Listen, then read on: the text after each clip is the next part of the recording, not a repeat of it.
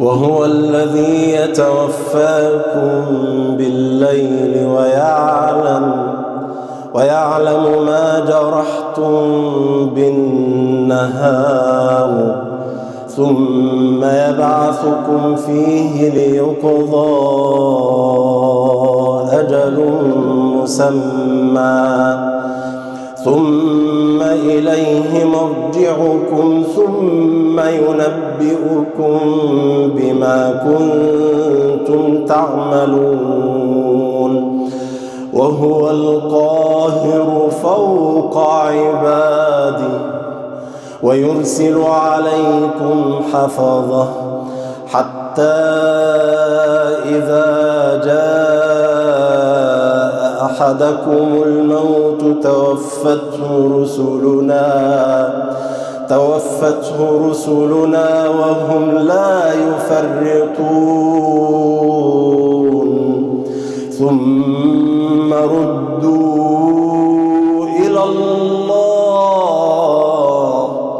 ثم ردوا إلى الله مولاهم الحق وضل عنهم ما كانوا يفترون قل من ينجيكم من ظلمات البر والبحر تدعونه تضرعا وخفية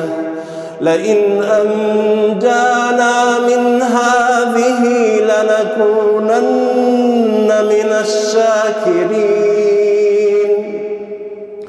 قل الله ينجيكم منها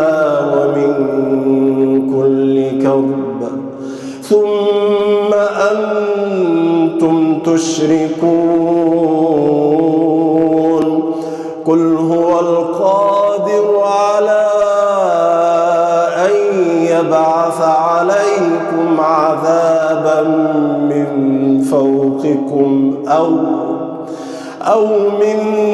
تحت أرجلكم أو يلبسكم شيعا ويذيق بعضكم بأس بعض انظر كيف نصرف الآيات لعلهم يفقهون وكذب به قومك وهو الحق قل لست عليكم بوكيل لكل نبأ مستقر وسوف تعلمون وإذا رأيت الذين يخوضون في آياتنا فأعرض عنهم حتى يخوضوا في حديث غيره وإما ينسينك الشيطان